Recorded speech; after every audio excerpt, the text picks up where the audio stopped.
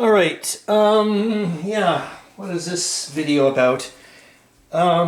Something I'm yet again having another problem understanding with the rules. And it generally is about this game because even though I am going to proceed this way from now on in when I play solo, it's about divisional breakdown, and I wanted to start breaking down some divisions into brigades. So I started reading up on the rules, and I'm not sure if I'm getting it right, or, and yet again, I don't think, like I said, I love this game. I'm not trying to nitpick or whatever. It's just I'm doing what I need to do to make it fit me, my brain the best, and still stay within the spirit of the game. Anyways, it says in section 27.1, hold on, I'll turn down the music, I'll turn it off.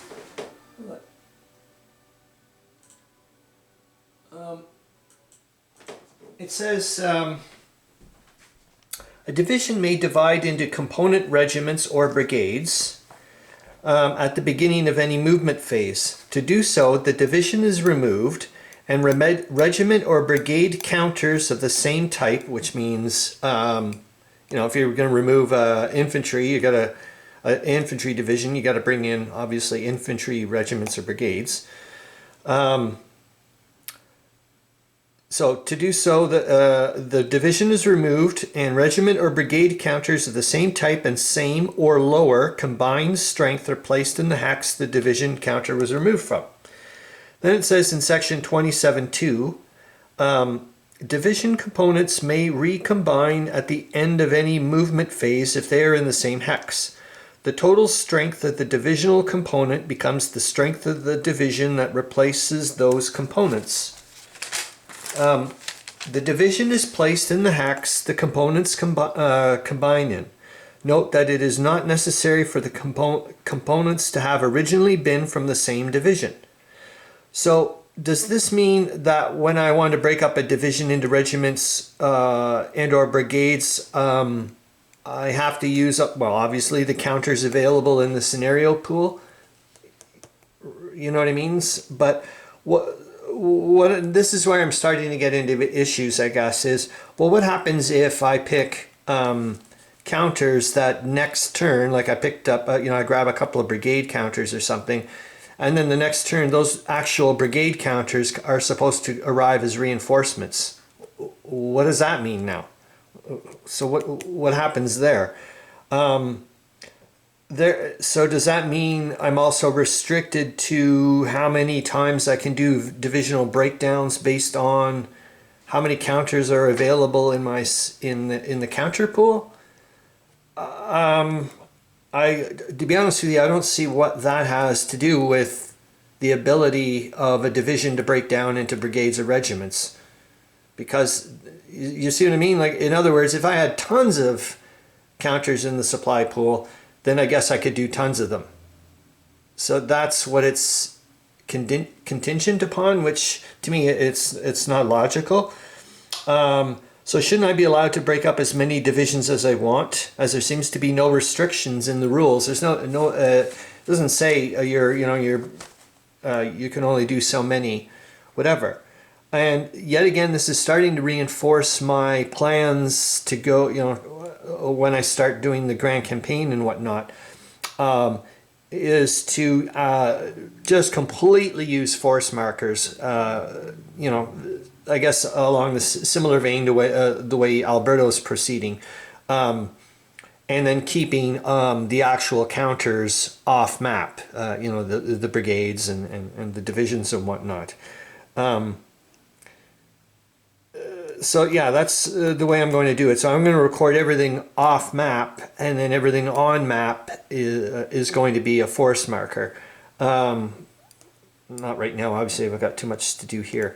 But from here on in, when I play solo, I think that's what it's going to do. And it's still going to be in the spirit of Weltkrieg, obviously. I'm not messing, I'm not altering. It's not like I'm adding strength points. The only thing you're adding is counters that are appearing, and like I said in the rules, it didn't seem like there's any restriction.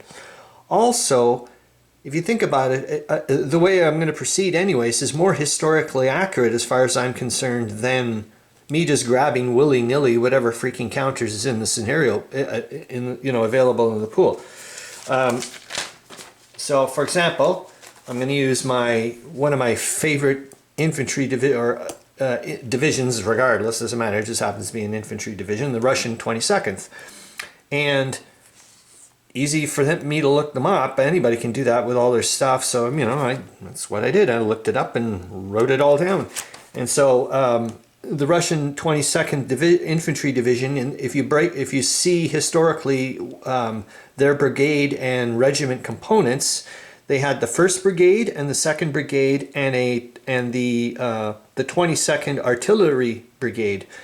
Well, I guess it's just going to be abstracted into this, but on a side note, I thought, gee, wouldn't this be neat if you could do, like if it was like the German Infantry Division with a 5-5 or something like that. I could have said, well, if you're going to break them up into brigades, one of those 2 brigades is going to be a 3-5, the other one has to be a 2-5 or something. Well, you would, obviously, because you're an odd number. But, and then that 3-5 would be, I would just say it's abstracted. That's the one that got the artillery brigade. You get the idea, but we can't do that with this. Anyways, yeah, the Russian 22nd in this game is a 4-4, so it's got 4 strength points. So the 1st Brigade is broken down also into regiments. The 85th, which is the Vyborgsky Infantry Regiment, and the 86th, the Vilmanstransky Infantry Regiment, and then the 2nd Brigade is the 87th, forget it, let's just go with it, the 87th Infantry Regiment and the 88th.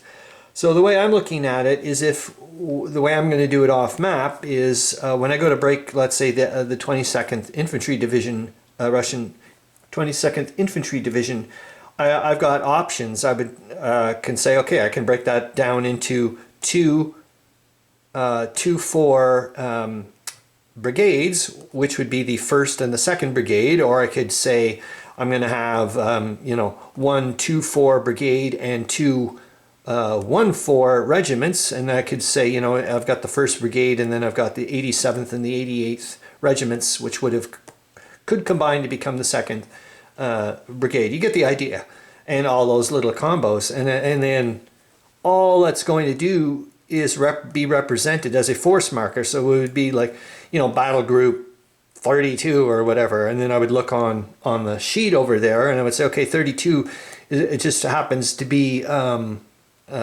2-4 brigade, which will combine later, or was part of what we used to call the 10th 22nd Infantry Division, which is exactly what happened historically. Anyways, I think I'm going to go with that, and maybe I've completely missed the whole thing about divisional breakdown, and yet again, which wouldn't surprise me if I've completely went off the rails with not understanding things. But if I have, I'm going to go with this because it seems makes sense to my brain, and I get to stick with the historical accuracy of breaking down divisions into what they actually were called. I think that's lovely, and yet again, it gets me again to read up more on all the history stuff and everything, which is part of why I'm doing this, and I'm sure a lot of other people do too. Okay, that's it.